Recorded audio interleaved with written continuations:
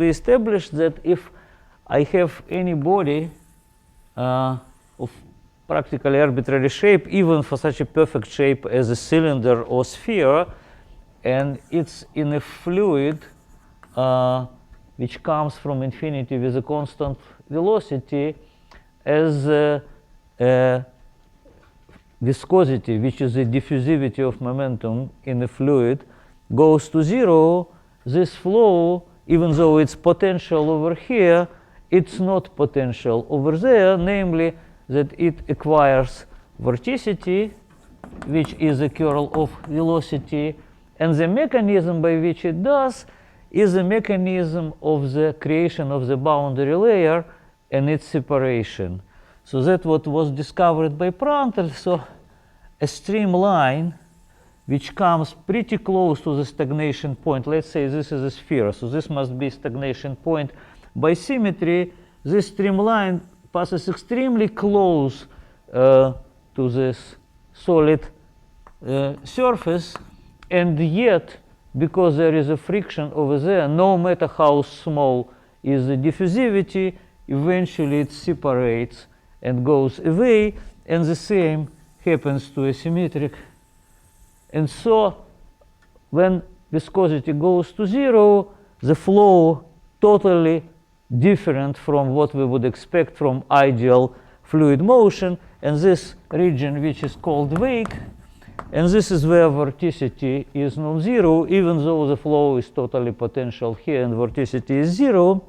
And in particularly, this explains that if you defined a force which you need to apply to this body so that it stays in this flow, or to push it through the flow, this force in the dimensionless way, where r is the size of the flow and u is upcoming velocity. So this is a dimensionless number which sometimes called friction factor by engineers. And if you plot it as a function of a Reynolds number, which is a dimensionless inverse viscosity, then you find out that when viscosity is very large and this number is very small, it's proportional to viscosity, but then eventually, after some dramatic developments, it comes to, as far as we can measure, to a constant. And this is an empirical observation, and this is a hand-waving argument by a mathematician who kind of argued that it must be like this, and then of course it was really established. So what now I try to look inside what is actually here, and in particularly, if I look at this force, which means that my force is with some factor is rho u r squared, and if I multiply it by velocity, that would be a power which I impact into a fluid. And let's say I look now in a other situation. For example, I would have a fan rotating in some finite volume, and then again any part of this fan would experience this force, would impulse this power, and if I divide it by a total mass, then it tells me that this total power per unit mass has a finite limit. So if I just have something, let's say, rotating in a room, and I keep a temperature of the air the same, then it would burn a finite amount of energy, independent in the limit of viscosity, even though with the viscosity, fluid dissipates energy, and without viscosity, formally it conserves energy. So in a sense, that what we are now trying to understand, how it's possible that in the limit where the internal friction between layers or diffusivity of momentum goes to 0, still it keeps the finite dissipation of energy. As I say, this is an anomaly, and this is also an anomaly. So you see that symmetry breaking factor goes to 0, but resistance stays finite. And it all brings us to understanding what's actually going on here or here, how actually this fluid or gas, for example, air in the room, how it actually burns this energy. And the answer is turbulence. Or more specifically, the answer is turbulence cascade. So let me now, and this would be the subject of today's lecture, the turbulence and cascade.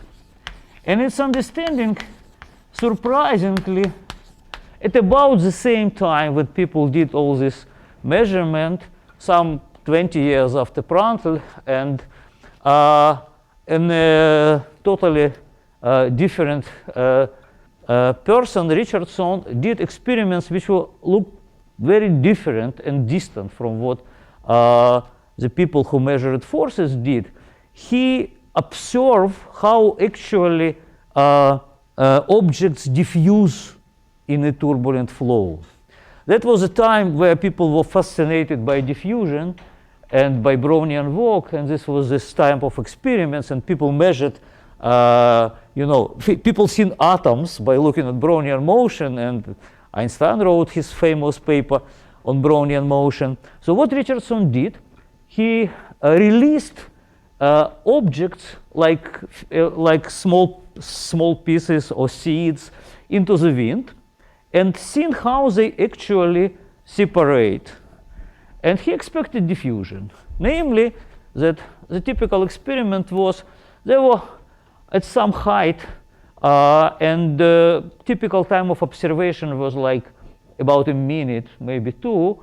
And typical scale of observation was from centimeters to tens of meters. That was typically a scale. So he took like two seeds and then tried to measure their difference as they went their different ways.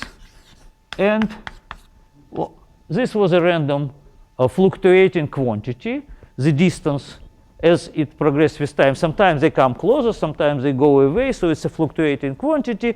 And of course, he was interested in the average. And average here is not over time, it's in a given time. It's average over ensemble. Namely, he did many experiments, releasing from the same initial distance, more or less in the same wind conditions. And then he expected it to grow, on average, linearly. What he found that it grows, on average, non-linearly. And he claimed T cube, which 100 years ever since people were trying to reproduce in the lab and aren't very successful. It is cube, indeed. But if you really wanna reproduce it with high precision, it requires enormous interval of scales and a huge statistics. And I mean, it I guess very often happens in time. Now, if you look into it, you need a factor, right? So you have centimeter squares and seconds cube. And we already have such factor. It's over there. This is centimeter square per seconds cube, if you look at this, right? And this somehow triggered this idea of a cascade, which captured turbulence theory for such a long time. So if I call it epsilon, so it's Fv divided by m, it's a rate of energy input by a force, which if I'm in a steady state must be equal to the rate of energy dissipation by viscosity, even though viscosity is not here, is not even present. So Richardson assumed that this is a factor which stands here. So the rate, first of all, it's super diffusion. And second, the strength of it is determined by the rate with which turbulence dissipating energy. Okay. First of all, it's dimensionally, right? If you have centimeters square over seconds cube, that's what you force. And then the idea was like this. one can argue kind of in a pretty loose way like this. You would say that what would determine the rate of separation? It would be determined by a typical velocity at this distance, right? So in a sense, if you want to find this law, you want this to be r in the power 1/3, right? So that you would have r2/3 proportional to t, or r squared proportional to t cubed. So in a sense, it is this feeling that now, by looking at this superdiffusion, you get a quantitative handle of how actually much of turbulent energy is in the vortices of different scales. Because if you look at these two particles, of course, it's turbulence, right? So there are vortices. Do I have different colors? Yeah. So there are vortices which are of a very small scales, like a small vortices here, small vortex here, small vortex here. But these small vortices would give me only diffusion. So if I would have just a random component of velocity here and a random component of velocity here, independent on their distance, this would give me here a linear power, right? So that's not something which gives me this law. On the other hand, if I have some kind of a big vortex like this, it won't give me separation, really. It's only the gradient of this velocity which would give me an exponential separation, because in any smooth flow, it's like Lyapunov type separation is exponential separation. Again, it's not like this. It's only when I have a vortex like this that would really can give me such kind of a separation. And what this suggests, that the typical energy in these vortices increases as I go to larger and larger vortices, and this empirical law give me the rate of an increase. Okay, and increase. So how delta V increases with r? So the larger the vortex, the more is the typical velocity difference between it, which means that if you ask what is the energy in this vortex, it's proportional to r2/3. Okay, and this is a very loosely defined argument. And then Richardson say that the fact that I would have this, and there is no viscosity here, essentially suggests the idea of a cascade. And one may argue it's not exactly what Richardson wrote, it's more kind of my hand-waving way of convincing myself. You may say that this big guy, it produces big vortex.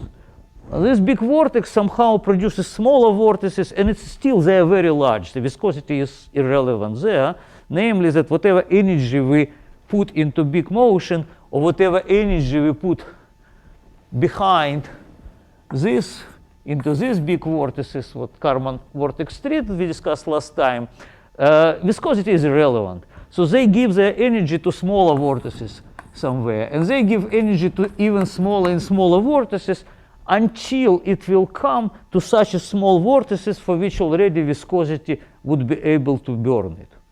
But for such process to be effective, you need that the typical rate of energy transfer through a scale is independent on this scale. It is the idea of like a pipe in Fourier space, in K space. So you, no matter how much you put here, and no matter what is the viscosity, you make viscosity smaller, your pipe is longer, but it still carries the same flux. So then you say, what is this flux? It must be delta V squared. That would be a typical energy at a given scale. And you need rate. So to get rate, you need to divide energy by a typical time. And time in fluid mechanics is always scale divided by velocity. So that's essentially energy transfer rate dimensionally. And you want it to be epsilon, which tells you that delta V cube, in some statistical sense, which is an equivalent scaling-wise of this argument. So that was essentially the state of the art at late 20s. And Kolmogorov started to think about it at late 30s. He claimed that he never knew about Richardson. Obukhov, his student, knew. And That's consistent. it's consistent, yeah. But they did it independently. But Kolmogorov posed the problem. And Delta huh? V cubed. There are many tensor structures. What do you take like the 2 point? Good question. You can transversal is 0. Longitudinal, if you take, again, V is a vector field. So if you take point, another point, so you have this vector R, and you have velocity difference. So the simplest case here is if you take delta V longitudinal cube, then it's minus 4/5 epsilon R. That's what Kolmogorov derived. In a moment, I'll show how. Okay, but you can also take it longitudinal times square transversal. So there are different third moments. They all break time reversibility in this sense. Third moment is time irreversible. Anyway, Kolmogorov was actually strongly encouraged to do something practical for the Soviet Union at the time, and so he just finished his work on probability theory. So he was actually looking for vector, for random vector field, and he immediately thought, well, turbulent flow, it's good for career and it's good for applying probability theory. And so what he did, he derived this relation using Navier-Stokes equation, and it's a long derivation which is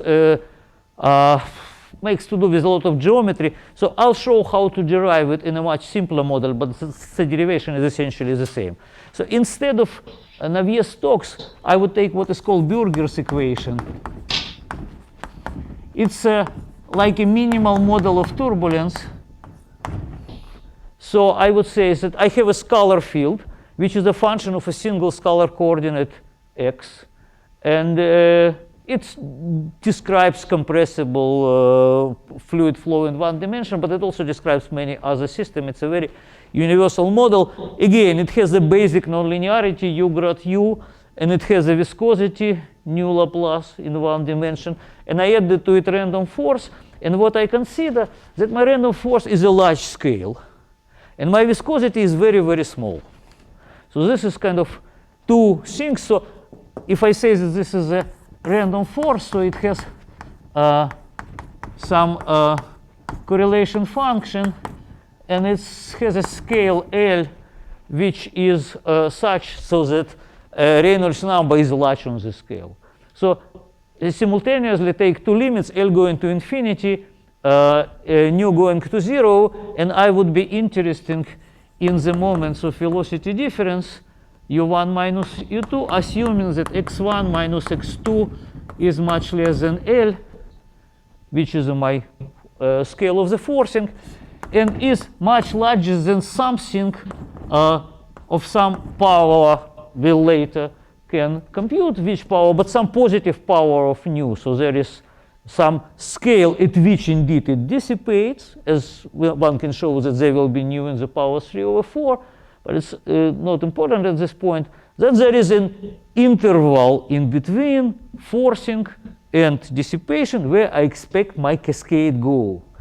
And then you can just assume that you have a steady state. That's an important assumption. And mathematicians already made a huge progress over here, but back then Kolmogorov was unable to prove it, that the steady state exists.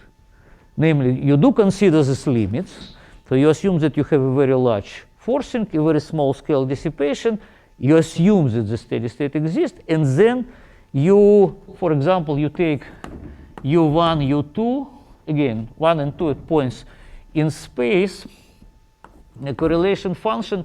Now, again, averaging will be of an ensemble of different pairs.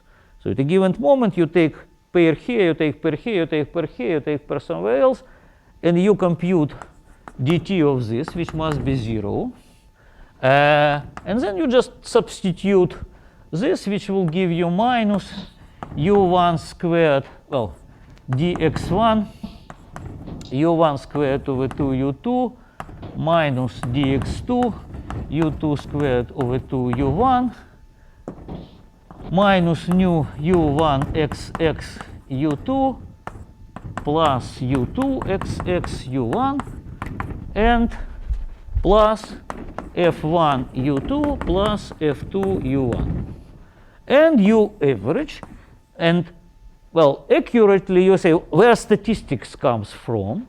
So if you're an engineer, you don't care about it, and if you're a mathematician, you probably can try to prove, at least in Navier-Stokes, that there is some internal dynamical chaos. But in the simplest case, you say, okay, this is a random function. Assume that this is a random function, so I randomly push my fluid around. I impact energy, and all the averages will be over the statistics of this random function. And we usually take it Gaussian, which makes the computation easy. So its average is 0, and its second moment is just given by this. So now what you say the following things. That first of all, you expect translational invariance. You expect translational invariance means that all correlation functions, and those are correlation functions,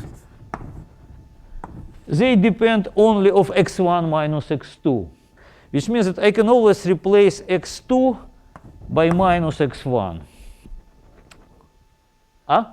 Force is random in time. Force is random in time.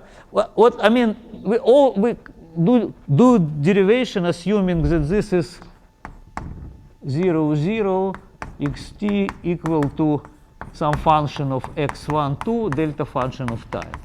So we, for simplicity, assume it wide in time, Gaussian, but large in space. And it's non-trivial what happens if you assume that it's not wide in time, etc. But for now, I'm just doing simple energy balance, so it's kind of, we can work with the simplest assumption. So okay, now.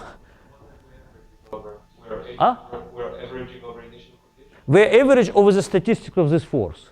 So what we formally do when we derive this, we say that this is a random Gaussian random noise with a correlation function which is in space has a finite radius, but in time it's wide, it's short correlated. And so all the averages would be over the statistics of this force. And trying to go beyond this framework is not trivial. What is the average over the force? When you supply a force, you also have to say what's the initial condition. Yeah, well, here you assume that the initial conditions are forgotten, so you are in a statistically stationary state. Namely, you have a random, your velocity field is a random statistical process which is stationary. Its statistic doesn't depend on time. So it has some kind of invariant measure, and you want to compute some moments of it. So you assume for every force, some velocity profile? I assume that I start from initial condition which is 0, I apply this force, and I apply it all the time. And after a long time, I expect that it would come into some kind of a steady random state in which I'm trying to compute moments already time independent. So this would be. Did you assume it's gradient force? In this case, it's one dimension, so any function is a derivative of some other function. In Navier-Stokes, it's a good question, because in Navier-Stokes, I can force it by a potential, by a gradient force. Unfortunately, it will produce vorticity anyway, so it essentially does not matter. But when you consider a weak compressibility in the sense that your velocities are much smaller than speed of sound in your medium, then in principle you would have some part of your flow to be acoustic waves running around, which would be potential, and your vortices swirling around, which would be kind of solenoidal. And it's a very non-trivial and very interesting problem how actually these two things interact, particularly when you increase Mach number. Okay, so now you also here could add u1 cube over 6 and u minus u2 cube over 6, because this is something which is 1 point average. It does not depend, I mean, under the derivative. So I put derivative over here. It's minus dx1 of this. And I also add these two things which are 0, so I can add them. So what I now have here is u1 minus u2 cube inside the bracket. Now, what I have here, I again say that my distance between 1 and 2 is much less than L, which means that the separation between these 2 points is within the correlation radius of my forces. So essentially, this is equal to this, and they both are equal to epsilon, which is a rate of power input into my medium. Force times velocity, it's a power, and these are things which are independent of x1, 2, because my force is large scale. Now, here, what I assume? Here I assume that my 1, 2 is much larger than viscosity-related scale, and this is a very, very strongly fluctuating small scale. This is times nu. It really has a scale which is related to viscosity. So I assume that this and this are uncorrelated and put it to 0. So this basically the argument. A force part is a constant independent of x1 minus 1, 2 because I am at a scale much L. This is small because I am at a scale much larger than the visco scale. And this is my nonlinearity. So what I will obtain, because it's 0 in a steady state, I obtain that u1 minus u2 cube average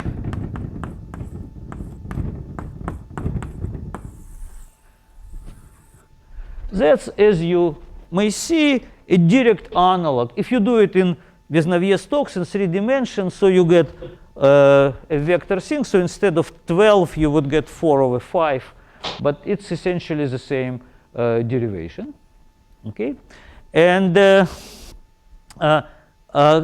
Kolmogorov actually invited his student Obukhov and suggested to think what should be a distribution of turbulent energy over scales. And Obukhov, who knew about, yes? How can u1 cube minus u2 cube became u1 minus u2 cube? Look, I had these guys, right? But I also added this because this is 0, right? It's just a single point moment. Its derivative is 0 because of translational invariance. So now all this together is 1 minus u1 minus u2 cube divided by 6. And this gives me 2. So it gives me 12. Okay, good. So so Kolmogorov talked to Obukhov, and they went their separate ways for 5 weeks, I guess. And they met in 5 weeks and compared what was their results. And Kolmogorov derived this from Navier-Stokes equation. And Obukhov, with a very beautiful arguments, very much reminding renormalization group that appeared 30 years later, derived the relations that one can present as he was actually speaking about a spectral. He was thinking in Fourier space, but if you make Fourier of it, it was a statement that u1 minus u2 squared behave like epsilon x1 2 2/3. So if you look here and if you look here, seems pretty consistent. And so they published separately, 2 separate papers. And that's what we now call Kolmogorov-Obukhov 41. It was just a few months before the war, the other war. Okay, and then, of course,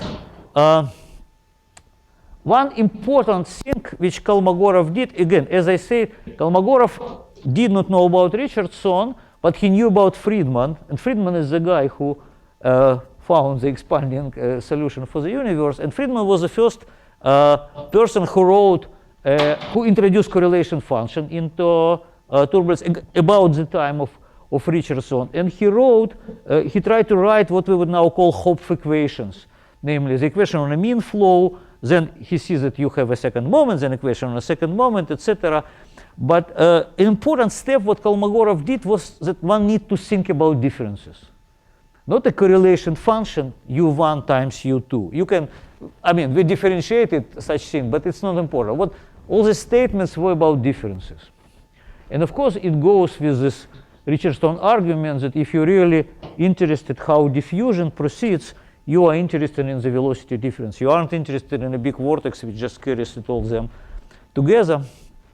And then Kolmogorov made a very strong assumption, which is more or less, if you look at the third moment, which Kolmogorov derived exactly, and the second moment, which Obukhov argued convincingly but never derived.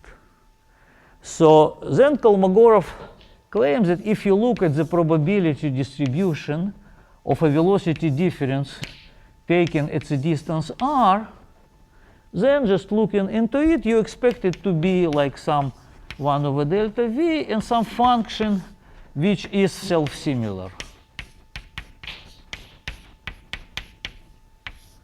So for a pretty long time, that was used to be called Kolmogorov-Obukhov 1941, and this is wrong, and this is wrong too, literally.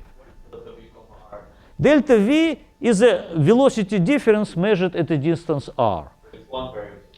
It's well, you can see. Generally, this is a vector and this is a vector. So you made many assumptions. You assume that it's isotropic turbulence. You assume that it's translational invariant. You assume many things, and you take this, let's say, as a longitudinal velocity difference between 2 points. So you have 2 points. You have velocities. You project them on this line. Take difference and say, okay, it's a random quantity. What's its probability? And the assumption was that it has some kind of a self-similarity, and it is. Okay, and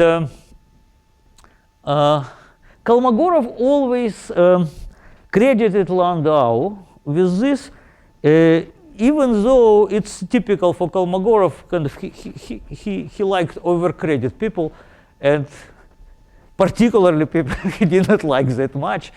And they met in 1941 at the winter when they were evacuated from Moscow to Kazan, and there they had this session of Russian Academy of Science where Kolmogorov told and Obukhov told this, and they were discussing the structure of small-scale structure of turbulence, and then how the turbulent flow, how this type of flow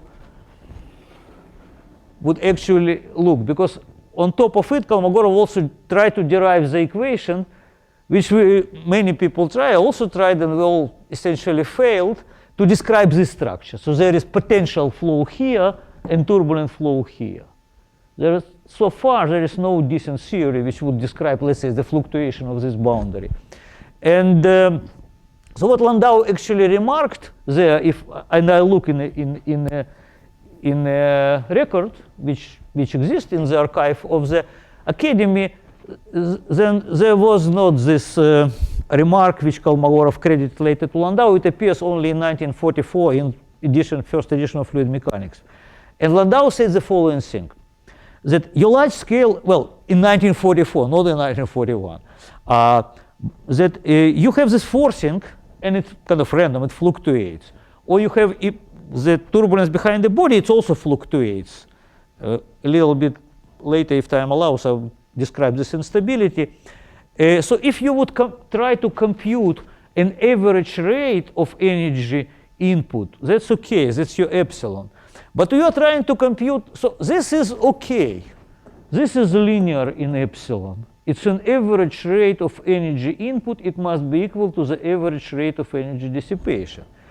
But when you compute things like this, or God forbid, you compute something like delta V in the power n, 4, 5, 6, 7, 8, you are talking to something which depends on the statistics of epsilon. It could not be universal, said Landau, because you are now trying to compute not the first moment of your random quantity, but some higher moments, and they are dependent on the statistics. That was all. Actually, for a while, Kolmogorov was doing different things, but Obukhov took it pretty seriously, and all the more that they spent some more years together in Kazan, and they started experiments. At the same time, in the UK, Batchelor and Townsend also were doing similar experiments. And what they essentially found out is the following thing, that of course dimensionally it's just, but there is factors and they aren't small, and when this number is getting, I mean those are small, like for the second moment it's 0.5%, which means that if you don't have this large scale separation you won't see it. But already for the 6 moments or for 8 moments, you see it clearly that it's something which is not scaling like your self-similarity hypothesis would assume. And That's the same law, correct? yeah, thank you, Tim. So, and What is the assumption about the correlation of the force? Higher point function? if you say what is the assumption, you assume that somebody derived something, made an assumption and derived something. The answer is nobody derived nothing here, which means that there was no assumption. If you ask empirically how we know that those numbers are dependent on the statistics of forcing, the answer we don't know. Again, maybe I say a few. I really don't want to be very fast here because it's kind of heart of the matter and it's still very much unsolved problem. When I started at late 70s, early 80s, I did not believe it. That's what I remember. I was a young student, and I said, yeah, these people just do it because it was so beautiful. Which means that 30 years later, I mean, I did not believe it yet. Only during 80s the experiments were better because it's really non-trivial, right? So if you would call it r in the power zeta n, so your zeta n r n over 3 minus delta n, you will find out, first of all, for 3 it's 1. That's for 0 it's 0. Okay, so there is 2 points in which we're absolutely sure, and what Kolmogorov wanted us to believe is this, and what is really measured is something like this. So when you come to 8, it's already very well measured. But again, it took some time. Okay, now we can say, so let's look at our burgers, right? We have this relation for burgers, what we would expect for burgers, and the answer is very easy, and you can get it immediately. Because if you look at this burgers equation, what it essentially does, you create any velocity field u of x by large scale forcing. Let's say this is your L. So your forcing creates something on this scale, some kind of a perturbation. Then it immediately clear that for such large scale, the nu is unimportant here. So if you solve the equation ut plus ux, you know what happens with this distribution. Where velocity is larger, it would move faster. So you know that where it is 0, it will be 0. So you would see that you would eventually produce something like this. So you will produce a shock. That's what one-dimensional flows does. It produces shock. You can find a stationary solution. In the form of shock, you can find the evolving solution in the form of shock. But intuitively, it's quite clear. This scale of a shock would be something proportional to nu, to viscosity. So when nu goes to 0, the shocks are very narrow. And this is your L. This is your forcing scale. So if you now look at u1 minus u2 in whatever power n and ask what would you expect from such a thing, then you immediately realize that depending on where your 1-2 interval, let's say this is x1, x2, it could be somewhere here, and then the velocity difference will be proportional to x12, to the first power. So you would have contribution x12 in the power n coming from here. But it could be that your x1 is here and your x2 is here on the other side of a shock.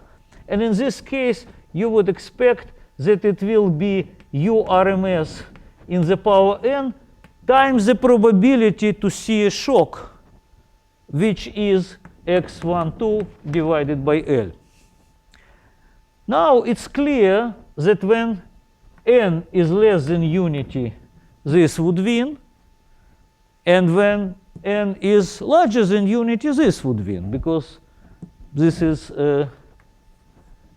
So if you now say that this is proportional to x12 in the power sigma n, then your sigma of n is very simple. For 3, it's still unity, because of this 12 of this relation. And but it's also unity for 2 and for 1, and then it goes to unity, and then it continues like this. So in a sense, it's a caricature of this. Incidentally, what I spent many years trying to prove, that when d goes to infinity, this goes to this. And there are some very interesting numerical observations that when you consider turbulence as a space of 4, 5, and 6 dimension, indeed this goes down, this goes a little bit up. Well, but it's not a very good resolution, maybe in 20 years from now. So here, one would ask, I mean, look, this probability distribution of u1 minus u2 and x12, it's definitely not self-similar, right? It's bifractal, if you wish. Okay, so this at least tells us that just the fact that I have a structure, so it's something which produces shocks. So maybe Navier-Stokes turbulence also produces something, and people spent some 20, 30 years trying to find any object, but just looking at this curve, which is pretty smooth, it's clear that it's not a single type of structures like it's in Burgers, because in Burgers it's just bifractality. It's either shock or a smooth part. Does it stay bounded? Huh? Does it stay bounded? Nobody proved it, but I believe that it goes to a constant at infinity, because it's, constant essentially means that you have kind of a jump. It's kind of your ultimate singularity is a tangential discontinuity. For Burgers, it's longitudinal discontinuity, but this incompressible flow, it can have only tangential discontinuity. And this number would be codimension of your front of your jump in your space. Okay. Again, I did not prove it. We proved it for passive scalars, which I'll tell in a moment. Okay. So. What role do you think temporal intermittency plays for the dissipation rate? So here it's like very intermittent in space, but in time, the dissipation measure is quite regular. But in real turbulence, you'd expect it to fluctuate both in space and time. Yeah, it's as usual. It's the most profound question that you ask. So let me say a few words about passive scalar, which we were about to say, and then I return back to what is more important. But first, let me say what is a special aspect here, which is immediately non-trivial, and it is the fact that this is less than unity. So when velocity difference scales as a distance in the power less than unity, it tells us that at least on average, velocity field is non-Lipschitz. It means that when I will be solving this equation, dr dt proportional to r in any power less than 1, it has not a single solution for any initial data. Just consider r of 0 equal to 0 initial data, and then you find out that r of t equal to 0 and r of t equal to t in the power of what is 3, yeah, no, 1 minus third. They are both solutions of this equation, right? So in this sense, the fact that we have at least statistically expect our velocity field to be non-Lipschitz, it already tells us that the special structure of velocity is very non-trivial. In the Burgers, it's also asymptotically goes to a non-smooth function. So when viscosity goes to 0, it goes to a function which has a jump. Apparently, and Anzager was first who realized it, that to have a finite force acting on a body, to have a finite dissipation in the inviscid limit, one can argue that the rate of dissipation of energy, if you look from a viscous viewpoint, and that's what we derived, it's proportional to this combination. So if you want it to be finite, you want, when nu goes to 0, you want this to blow up. And this is a big success of mathematics in last years, that they were really able to show that when velocity is Hölder 1/3, and I guess you have Theo here who can give you a separate, a much more professional lecture about it, but the point is that you see this Hölder exponent 1/3, it's kind of a boundary, and then you can show after 80 years that it is indeed that you can find a solution which would be a weak solution of Euler equations that dissipate energy even without viscosity. So this is what makes a special structure for turbulent flow non-trivial. And of course, when you don't have a single trajectory, it's in a sense very much like in quantum mechanics. And then you can have anomalies just by non-conservation. So if you have something which is non-linear, and it could be spread between different trajectories, then you may have a non-conservation. For me, it's really confusing. But this Opel formula that you quoted, Opel formula? Yeah, which one? A squared? This one, yeah. Yeah, which corresponds to the energy spectrum 5/3. I ask what is the average of grad u squared from this formula? If you take, Power of x1. yeah, if you wanna, then you, I mean, this grad u square, this is essentially an integral of uk squared k squared, right? So you need to integrate this to compute the mean gradient, right? Yes. And then but you need to know what is this k max and how it depends on nu. So you essentially see that your power law extends further and further away as nu going to 0, and that's what makes this to blow up, because this integral diverges. Yeah. Okay. Okay, good.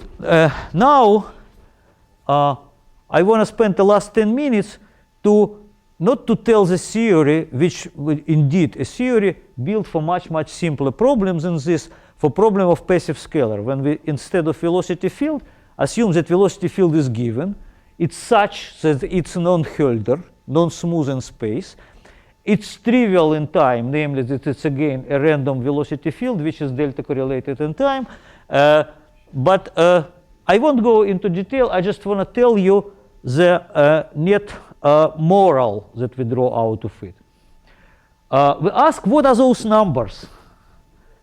What is this number? If it's not 2/3, however small the difference, it means that not energy cascade determines this number. Not energy cascade determines this number. What are these numbers? What other physics they tell us? And what we discovered is that these numbers are scaling exponent of the integral of motion, or I would rather call it martingales, because they are stochastic integrals of motion, which conserved on average in a random field. It's very easy to build integrals of motion for a usual diffusion. Any harmonic polynomial of, let's say, you take two points and you ask, they diffuse, but if you take r1 squared minus r2 squared, on average, it's a martingale. It does not grow with time. This grows like kappa t, this grows like kappa t, they cancel. You may look at R4 and you can build R1 4 minus R2 4, R1 squared, R2 squared, d plus 2, I guess. Harmonic polynomial, they're all conserved. Now, what we have in a turbulent flow, it's a more complicated, it's a super diffusion, but still it's kind of a random process, and you can build different conservation laws which have now a non-trivial scaling. This have all harmonic polynomials is just a spectrum of a Laplacian, which means that this is just integers. But in a turbulent flow, they are not, and you can build, and that's what we did, you can build such martingales for coordinate of particles. But then you may ask on the next level, which again is now will be hand-waving argument supported by experiments in numerics and not a derivation as for this, you can try to build integrals of motion which are made out of velocity and distance. So again, u is an instantaneous velocity difference. So it's v1, v2, and u is v1 minus v2. And let's say longitudinal, namely projected on r divided by r. So if I try, for example, to build a conserved quantity which compensate the fact that my distance between particles grow on average, but their velocity on average decorrelate. So as I go away, so I may ask if I will be looking for such quantity, and this is a function of time, and this is a function of time. Okay? And I want it to be a martingale, namely that it's time independent. So if I measure it at time equal to 0, this is just u squared of 0. And let's say I normalize g by unity, does not matter, right? So this is just r in the power zeta 2, is this number, right? It's a scaling, as we call Eulerian, scaling of a second moment of velocity, all right? Now, if I, and this is r naught, its initial situation. Now, if I say that when t goes to infinity, and this is, of course, g is a function, it's a dimensionless function, r of t divided by r of 0, right? So what I say is that if I want at time going to infinity, my g of x to behave like x in some power, it's an assumption. And I assume that at a very large distances, all this forgets about the initial distance between two particles, then my A must be equal to psi 2. So in a sense, it tells you that it is this quantity that you measure in the just averaging velocity differences at some snapshot. It is the same exponent which determines the long time power, if such a quantity exists, of course. It was found empirically. Nobody was able to derive. One may ask if this is a power law throughout. And the answer is no. It's a power law only when its argument is very large. So essentially what we did with Anna Frischmann is that you can show that this G goes by a power law. It starts from unity, but it's not this difference from unity behaves as a power law. One can actually compute its time derivative at a very short time. It's a very beautiful, for example, relation for what happens to velocity difference. I don't know if it's visible.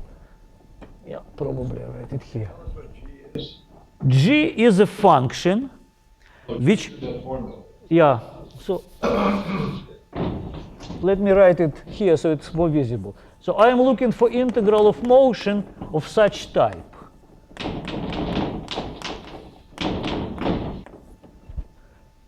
And it's a function of time. I want it to be martingale. I'm asking, can I find such function g that this would be a martingale? Okay? And then I find out that if it exists, and if it forgets R naught at large time, then g of x asymptotically behave like the power with the scaling exponent of u squared, which give me a reinterpretation of these numbers. They aren't about cascades or energy flux or whatever. They're about geometry.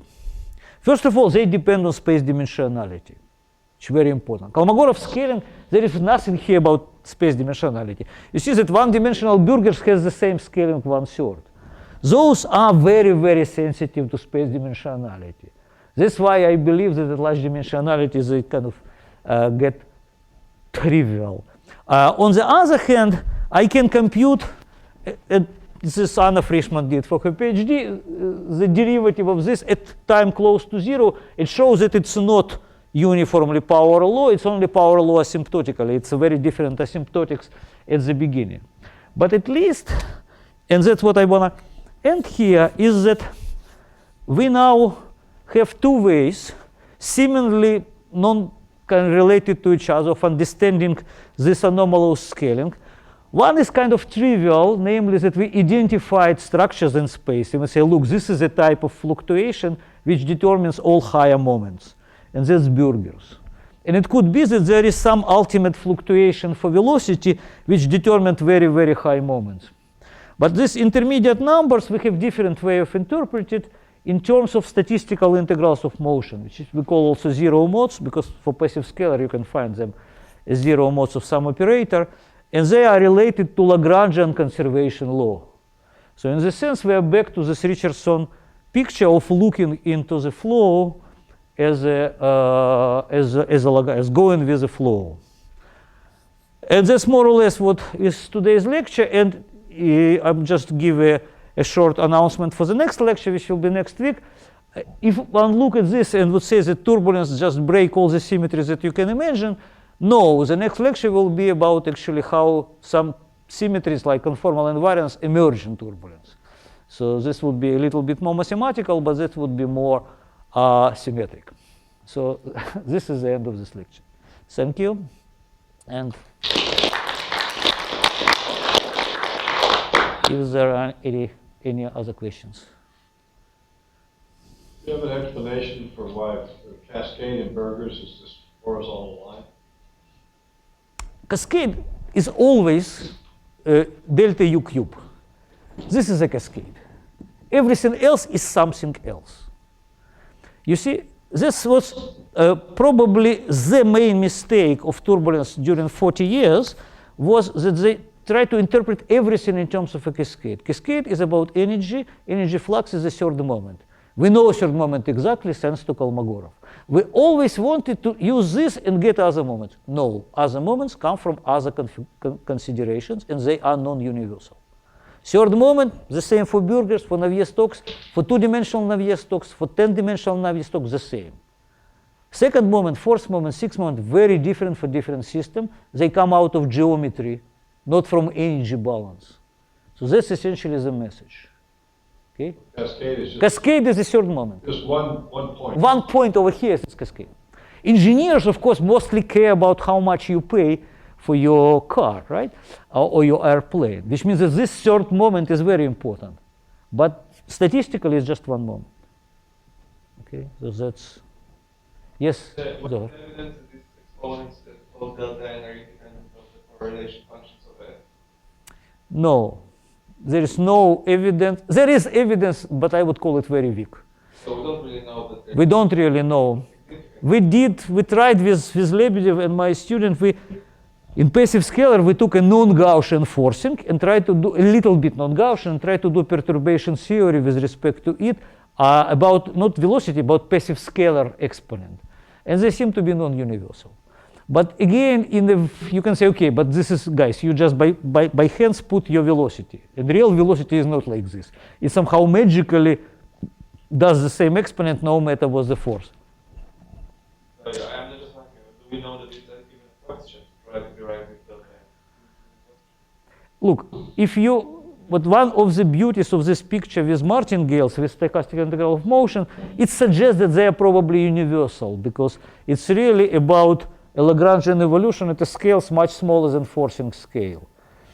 But nobody ever proved it. I believe that in 2D, they could be derived exactly, and they're exactly equal to Kolmogorov value. There is no anomalous scaling in 2D. There is something which in 2D restricts all this geometry and imposes this scaling. But I wasn't able to derive it. Wait, do you believe delta intentions? Yeah, exactly. Because of geometrical constraints, not because of energy flux. Again, this is something which must follow from geometry, and geometry is very special in 2D. Okay? Question. So you have the Burgers equation in one dimension, and you say it's this form, this Yeah. top form. And then you said, if I go to infinite dimensions, I expect the same form.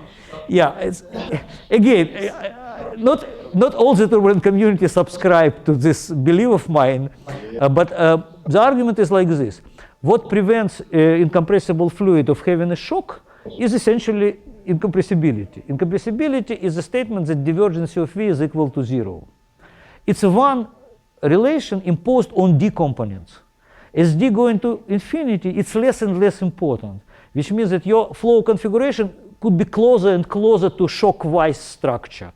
Because incompressibility, it just, and if you be interested not in a scalar, scalars always don't fluctuate in large D, right? Because it's D components, so they are Gaussian. But if you be interested in velocity or vorticity, I think that they will be determined by a near shock configuration. But again, nobody derived it. Okay, good. So, no more questions. See you next week for symmetry talk.